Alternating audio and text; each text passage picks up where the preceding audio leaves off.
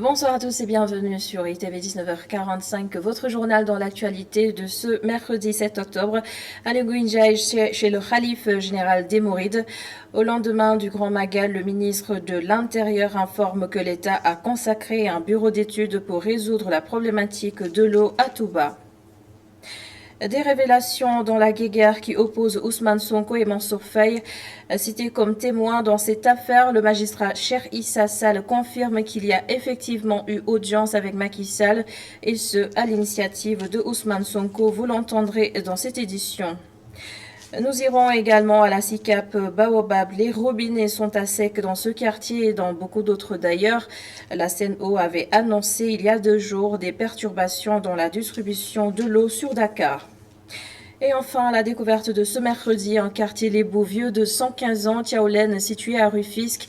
Une partie de ses habitations a cédé à l'avancée de la mer. La découverte de ce soir, signée Babacar Sek.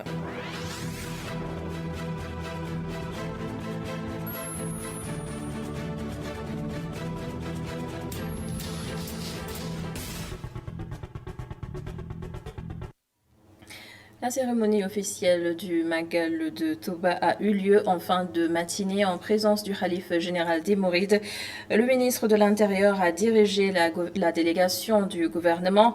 Évoquant la problématique de l'eau à Touba, Ali Ngouille a fait savoir que l'État a désigné un bureau d'études pour une solution définitive. Il a aussi sollicité les prières du Khalif général pour la fin de la pandémie, mais aussi pour une bonne récolte. Ali Ngouille sur ITV.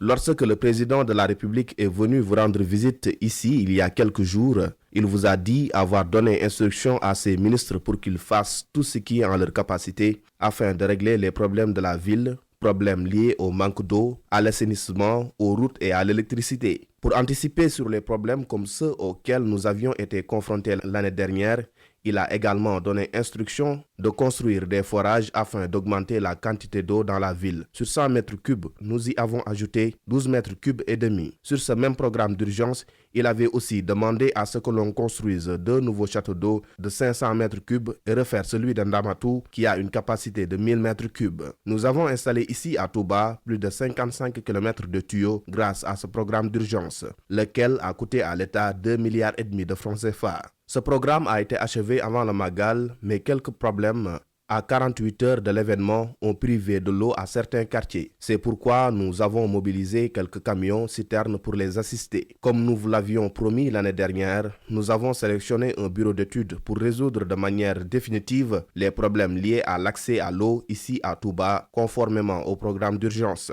Il nous reste maintenant à calculer les coûts totaux. Une fois que ce sera fait, nous reviendrons vers vous pour tout vous expliquer avant de démarrer les travaux. Nous sommes également sur les autres travaux, à savoir la construction de routes et l'extension du réseau électrique. L'année dernière, à pareille époque, nous avions eu peur du fait que le Magal coïncide avec l'hivernage. Cette année, Dieu merci, notre pays a enregistré une très bonne pluviométrie avec d'excellentes récoltes attendues. Nous souhaitons vos prières.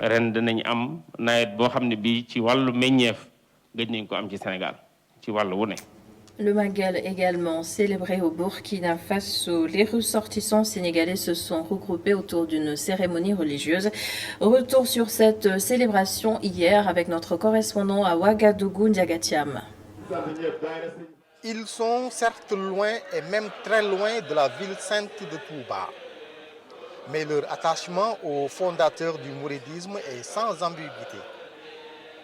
Et même la pandémie de Covid-19 ne pourrait être une barrière face à la commémoration de l'anniversaire du départ en exil de Cheikh Ahmadou Bamba. Cette année est une année inoubliable parce qu'on a marqué cette date. Dans le monde entier, il n'y a aucun événement religieux qui se tenir comme qu'il faut, si ce n'est pas le Magal. Quand on parle de l'indépendance, aujourd'hui, l'Afrique, c'est ce jour qui nous a accordé cette indépendance. Le Magal de Touba, une journée d'action de grâce et de partage, mais également de recueillement et de prière. C'est une journée de bénédiction, c'est une journée de prière qu'on prie le bon Dieu. Que si on sort de cette journée, que Dieu fasse que la pandémie qu'on parle dans le monde entier, On ne parle pas du Sénégal seulement, on ne parle pas le Burkina Faso, mais dans le monde entier, on ne parle plus de cette pandémie. Son œuvre et enseignement dépassent même les frontières du Sénégal. Serigne Touba, un homme multidimensionnel qui continue d'inspirer plus d'un. Cheikh Ahmadou Bamba n'est pas Wolof. Cheikh Ahmadou Bamba n'est pas sénégalais. Il est pour toute l'humanité entière. Il ne faut pas vous flatter. Cheikh Ahmadou Bamba, c'est un modèle que toute l'humanité, ce n'est pas les musulmans seulement, ce n'est pas les mourides seulement, c'est toute l'humanité qui doit prendre l'exemple de Cheikh Ahmadou Bamba pour que nous, on puisse aller de l'avant, nous les Africains. Au Burkina Faso, le Magal de Touba a enregistré la participation de tous les Sénégalais, sans distinction de confrérie, mais également celle des Burkinabés. Des Burkinabés qui, tout en renouvelant leur attachement à Cheikh Ahmadou Bamba, exigent la traduction de son enseignement dans une langue accessible à tous.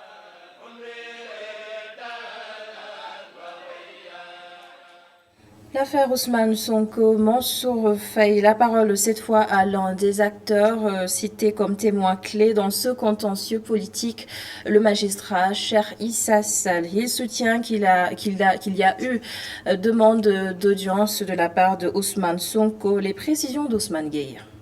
Pour Issa Sall, cité par Mansour Faye lors de sa dernière sortie, l'audience a bel et bien eu lieu malgré le démenti de Ousmane Sonko. Le magistrat se concentre, lui, sur l'initiateur de l'audience et note que c'était à la demande de l'inspecteur des impôts et domaines, ce que ne dit pas l'audio publié par Yakham Baye, mais Issa Sall persiste. Mansour l'a reçu, effectivement, en ma présence, l'a écouté, a enregistré sa préoccupation et je crois même l'a transmise à M. le Président de la République, Macky Sall. Donc, pour ce qui concerne l'audience, je peux confirmer que l'audience a bel et bien eu lieu dans les locaux de la Délégation générale protection sociale, solidarité nationale. L'audience demandée, selon Mansour Faye, démentie, portait-elle sur l'affaire Taïbou Ndiaye? Celui que le ministre du Développement communautaire présente comme un témoin clé ne veut pas s'exprimer sur ce point. Il estime par ailleurs qu'il n'y a aucun mal pour un citoyen à demander à rencontrer le président de tous les Sénégalais.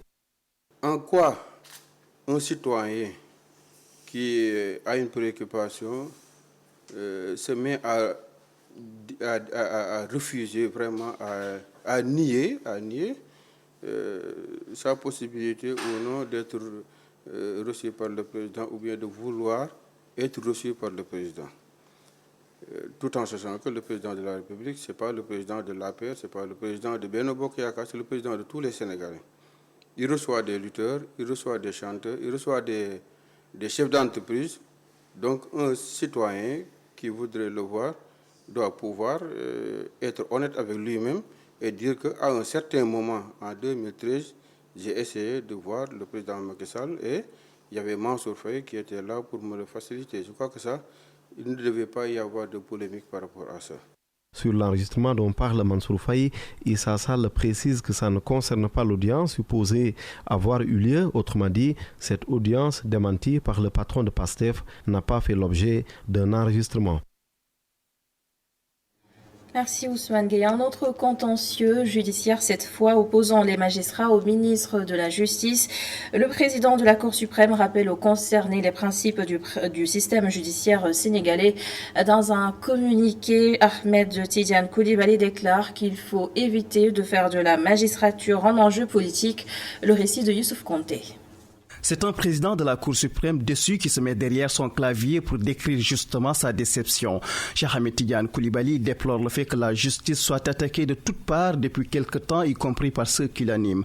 Pour lui, cela reflète un sentiment inhabituel de malaise qui peut porter atteinte à la crédibilité de la justice, à son indépendance et à remettre en cause le principe de la séparation des pouvoirs. Le président de la Cour suprême appelle tous les acteurs du système judiciaire à la responsabilité et en particulier à celle de tous les magistrats du siège et du parquet. Il demande aux magistrats de garder en bandoulière leur serment et être astreints à la réserve qu'exige la dignité de la fonction.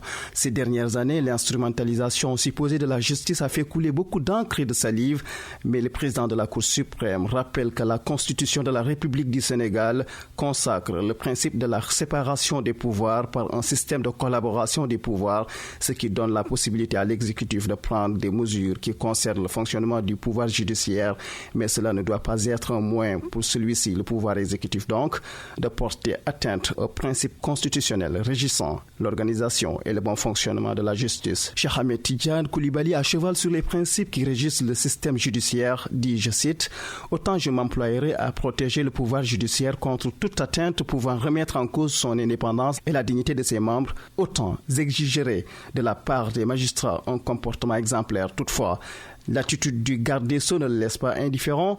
Cheikh Ahmed Tidiane affirme que le ministre de la Justice ne dispose d'aucun pouvoir disciplinaire, même à l'égard des magistrats du parquet, et ne peut que dénoncer au Conseil supérieur de la magistrature les faits motivant les poursuites judiciaires. Pour terminer, le président de la Cour suprême met en garde les acteurs du système judiciaire. Il leur demande d'éviter de faire de la magistrature un enjeu politique. Annoncé il y a 2 jours, les coupures d'eau commencent à se ressentir dans certains quartiers de Dakar. Sika Baobab n'a pas d'eau depuis 24 heures, une situation naturellement très compliquée à gérer pour ces populations. Suivant ce reportage de Aïssatou Diak. Sika Baobab, ici les populations connaissent une pénurie d'eau depuis mardi. Cette dame confie que cette situation est très compliquée. Très pénible depuis hier. Bon, l'information est passée, mais moi je l'ai su très tard. Et quand on s'est levé, c'était déjà trop tard, on n'a pas pu puiser l'eau. Mais sinon, on avait puisé l'eau une semaine avant parce que j'avais eu l'information. J'ai puisé l'eau une semaine avant, mais on est une grande famille, l'eau ne suffit pas. Donc hier, vraiment, c'était très pénible pour nous. Elle interpelle les autorités et demande des camions-citernes dans leur quartier. Quand il y a des situations comme ça, vraiment qu'il faut prendre des dispositions. Des camions-citernes pour vraiment ceux qui n'étaient pas informés, pour qu'ils puissent quand même avoir de l'eau. Parce que, comme je disais tantôt, vivre sans eau, c'est pas évident. Donc on pouvait aussi amener des citernes d'eau pour ceux qui étaient en pénurie d'eau. Cette dame, surprise par ce manque d'eau, subit les conséquences de plein fouet. Vraiment, nous le vivons difficilement. Quand même qu'il y avait un communiqué, mais avec la chaleur et les enfants dans les maisons, nous avons utilisé toutes nos réserves. Et au moins, ils pouvaient, pendant la nuit, ouvrir les robinets, même pour 1 heure de temps, pour nous permettre d'avoir des réserves. Vraiment, on l'a senti. Et je pense qu'ils ont dit que c'est pour 3 jours. On est obligé d'aller chercher de l'eau dans les quartiers environnants. Ou bien, bon, je ne sais pas. La pénurie d'eau, une situation qui n'arrive pas souvent à la Sika Baobab. Bon, ça a été très difficile quand même hier, parce que déjà on n'en a pas l'habitude à la SICAB. Donc du coup, ce matin, j'ai dû me réveiller à 4 h du matin pour pouvoir garder de l'eau pour que les bonnes puissent laver, pour se doucher, tout ça, quoi. Donc c'était très difficile quand même. Des perturbations dans la distribution d'eau sont notées à la Sika Baobab depuis mardi. Même situation dans certains quartiers de Dakar.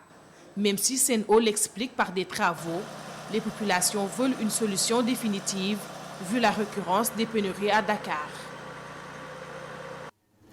Le point du jour à présent, un décès supplémentaire ce mercredi, 33 nouvelles contaminations sur un total de 1042 tests réalisés. 62 patients ont été déclarés guéris, mais 4 sont encore dans un état grave. Transition pour parler de la vente de masques et de gel antiseptique en chute libre depuis quelque temps. Les vendeurs de ces produits peinent à écouler le stock au moment où certaines pharmacies font toujours des bénéfices. Sujet réalisé par Aminata Ba et Seydina Mbaye. Cet homme à la grande silhouette s'exerce dans le commerce de masques en cette période de pandémie. Avec des sacs de masques à la main, ce marchand ambulant rencontré aux alentours de Abass Ndao, ne fait plus de bonnes affaires en raison de la chute du nombre de malades du coronavirus au Sénégal. Bon, maintenant, on vend un paquet par jour, un paquet et demi par jour. Les masques maintenant sont moins chers maintenant. On vend ça 1 à 100 francs. Mais avant, on vend 5 paquets, 6 paquets par jour. Maintenant, on gagne bien. Maintenant, là, ça ne marche pas maintenant. Bon, les gels, là, maintenant, ça ne marche plus. Moi, je vends ça ici. Avant, ça marche. Maintenant, là, si tu prends un gel, un carton, tu vas faire 1 mois, 2 mois avec toi. Ça ne marche pas. Dans une des pharmacies du Point E que nous avons visitées, malgré le recul de la maladie, les gels et les masques s'écoulent bien. Ça marche toujours. Hein? C'est qu'on est au point. Hein? Il y a des entreprises qui nous entourent et les banques. Et au niveau de ces structures, le port du masque reste toujours obligatoire. Donc les gens viennent jusqu'à présent acheter les masques et les gels antiseptiques.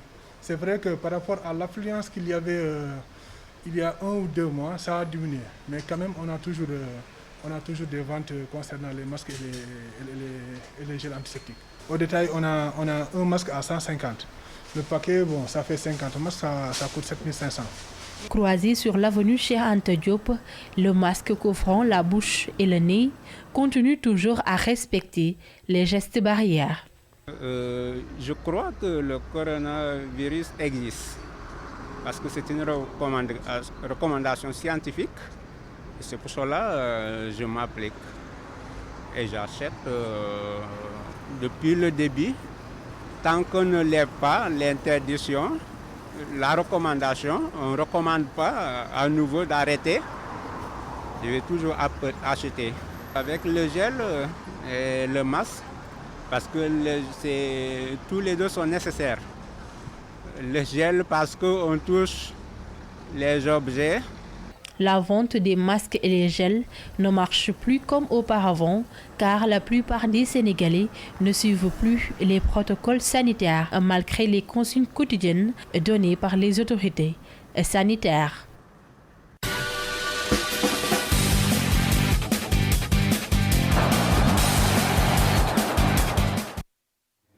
Les Lions du Sénégal préparent leurs matchs amicaux contre le Maroc et la Mauritanie. L'équipe est au complet. Le dernier convoqué, Boulaye Dia, se dit enthousiaste et prêt à défendre les couleurs de l'équipe nationale. Il est interrogé par le service de la communication de la Fédération sénégalaise de football. C'est un honneur, c'est un plaisir. Je suis content en fait. Je suis content parce que j'attendais ça. J'avais à cœur de découvrir cette sélection. Et là, c'est ma première sélection, donc je suis extrêmement content. Ouais. Premier contact, alors c'était en début d'année, au mois de janvier. Il était venu me voir jouer contre l'AS Monaco. En même temps, il était venu voir Keita Baldé aussi par la même occasion. Et on a discuté, il m'a conseillé de continuer sur ma lancée et que j'étais proche de la sélection. Ça, c'est le cœur, bien sûr. Non, c'est le cœur, parce que c'est mon pays, c'est le pays de mes parents. Et j'avais à cœur de porter le maillot sénégalais. Je sais que ça va rendre fier toute ma famille, tous mes parents, mes amis, mes frères. Et c'est une fierté, c'est un honneur de porter ce maillot. Ah, très bien, parce que je connaissais quelques joueurs. Il y en a beaucoup que j'affronte tous les week-ends en Ligue 1. Et il y a Edouard Mendy avec qui je jouais à Reims, qui est maintenant à Chelsea. Il m'a pris sous son aile comme son petit frère. Non, on ne peut pas parler de concurrence encore. On doit tous être complémentaires, chacun va apporter un plus à l'équipe et c'est ce qui doit faire notre force. Tant qu'on porte le maillot, on doit juste faire preuve de force et tirer l'équipe vers le haut tout simplement. Contre le Maroc et la Mauritanie, j'attends, je suis prêt, donc j'ai été prêt pour venir en sélection. Donc je vais être prêt une fois que j'aurai du temps de jeu, je l'espère, et je vais donner le meilleur de moi-même. Un autre Lion convoqué pour la première fois en équipe nationale, Ousseynou Ba, le défenseur de l'Olympiakos, revient sur sa carrière, sur son intégration, mais aussi sur la concurrence dans l'équipe. Regardez. Ouais, je suis très content, je suis fier aussi d'être ici. C'est vrai que c'est ma première sélection, mais je suis très content d'être ici et ma famille aussi, et mes amis, tout le monde. Ouais, les joueurs ils m'ont bien accueilli, le staff aussi. Et comme on dit, quand tu es en sélection, déjà je connaissais déjà des gens et ça a été facile pour moi d'intégrer le groupe.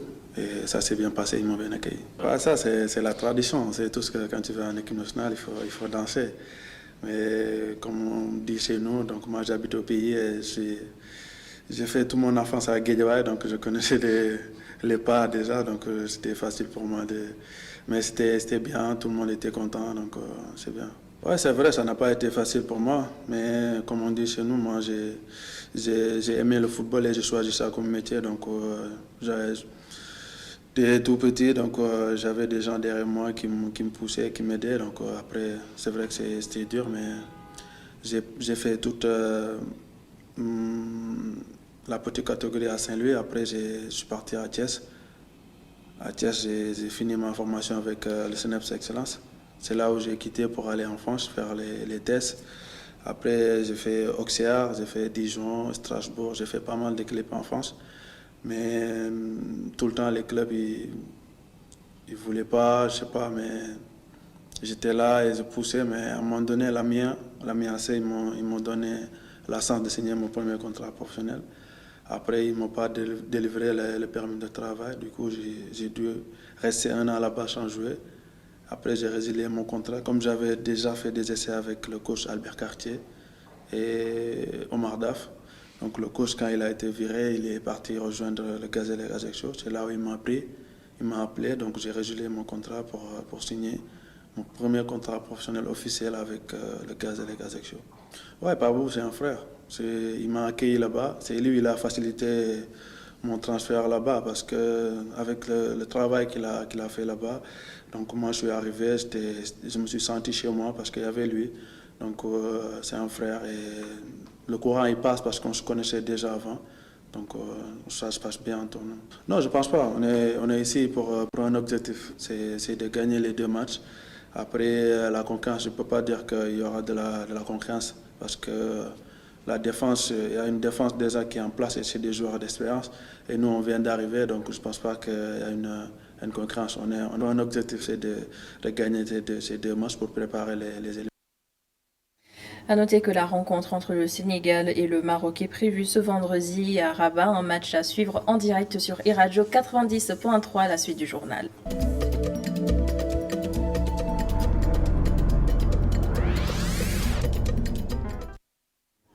Tchaoulène est un quartier lébou situé à Rufisque, une localité née de la délocalisation suite à l'épidémie de peste dans la localité il y a à peu près 115 ans. Tchaoulène subit de plus en plus l'avancée de la mer. C'est la découverte de ce mercredi signé Babacar Seck. Situé dans la commune de Rufisque-Est, le quartier Lébou Tchaoulène, fondé par Sangue Dieng, doit son existence à l'épidémie de peste d'avant indépendance. Il y avait une peste, mais je ne sais pas exactement la date. Mais en ce temps-là, on décrépit les gens, les quartiers. Il y avait Dangou, Saint-Thiaba, Gendel et d'autres quartiers. Mais Tchaoulène, il faisait partie. On a demandé à Sangue. Sangue leur a dit que lui, il ne veut pas être déguerpillé vers Saint-Thiaba, mais au bord de la mer, parce que les gens, ils ont leur métier, c'est la culture, la pêche et l'élevage. Ils ont lotissé. C'est en 1904 qu'il a amené un nommé Semougei, qui fut un grand marabout. Pouyen, Dig et Bout constituent le quartier Tchaoulène. À l'instar des autres collectivités lébou, Tchaoulène a ses pencs où se retrouvent toutes les composantes de la communauté. Moi, dafa nek place yo xamné ni mag ñi lepp lo xamné dañ ko daan nas ci dëkk bi ci penc mi lañu koy nassé. Ci penc mi lañuy mëna xamé né nit. Ce sont des places où les anciens se réunissent pour décider des affaires de la cité. C'est au penc qu'on peut savoir qui est malade, les absents du quartier ou encore les populations qui ont besoin d'aide. Tout se discute au penc. C'est pour ça qu'on parle de penc de Tchaoulène, Djokul, Mbao, Bargny ou Toubab Dialaw. Tout se règle ici. Manam lepp luñu daan régler ci dëkk bi fi lañ koy régler. La pêche est la principale activité à Tchaoulène. Cependant, les acteurs n'ont pas de quai pour débarquer le poisson, ce qui est à l'origine de nombreuses difficultés. Nous débarquons à Bata, en face de la Sococim. C'est très loin du quartier. La mairie a déjà fait quelque chose, mais ce n'est pas suffisant.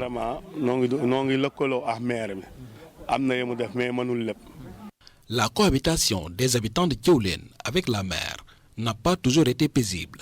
À de nombreuses reprises, la furie des vagues a fait des dégâts. Nous sommes actuellement au milieu du quartier. Nos anciens nous ont informé que à quelques mètres, des centaines de mètres en mer, il y avait des maisons, il y avait des mosquées, des terrains de football. Mais avec l'avancée de la mer a gagné une bonne partie. Les dégâts occasionnés par la mer détruisant une partie des cimetières en 2007 ont poussé les autorités à construire une digue de protection sur 730 mètres pour atténuer les effets de la houle. Ce projet est le premier financé sur les changements climatiques en Afrique de l'Ouest. Avec cette digue, les cimetières sont protégés aujourd'hui parce que la mer avait menacé une bonne partie des cimetières. Nous avons gagné aussi de l'espace entre la route et la digue de protection. Il y a à peu près une cinquantaine de mètres. Aujourd'hui, les jeunes actuellement jouent des matchs de football, des cérémonies culturelles, des manifestations culturelles se déroulent sur cette esplanade. Donc la digue nous a permis de gagner de l'espace. L'absence d'assainissement à Thiawlène a poussé certaines populations à faire de la digue de protection un dépotoir d'ordures. Réseau assainissement, bu ñu defee ñaar ci digue bi, machallah. Il nous faut un bon réseau d'assainissement sur la digue. C'est ce que nous voulons de la part des autorités. C'est très compliqué. Justement, il y a quelqu'un là-bas qui déverse des eaux usées. C'est passible d'une amende de 3 500 francs. Il n'y a rien de clair sur les modalités pour bénéficier du réseau d'assainissement. Ça pose problème.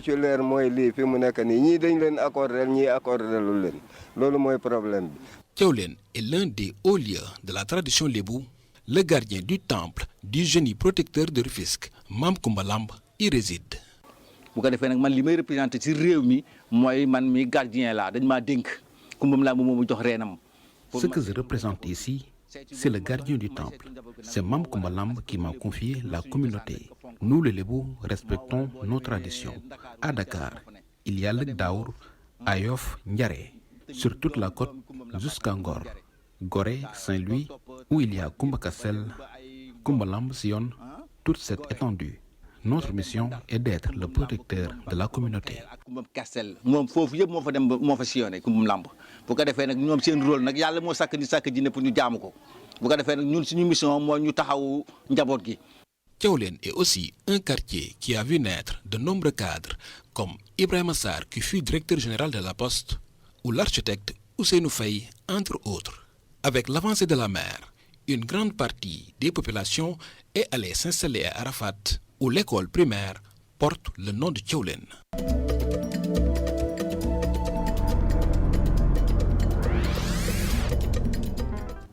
Et c'est sur ces notes de découverte que se referme ce journal. Merci de l'avoir suivi. Merci à toute l'équipe de la régie et bonne suite des programmes sur ITV. Rendez-vous demain 19h45 pour un autre journal.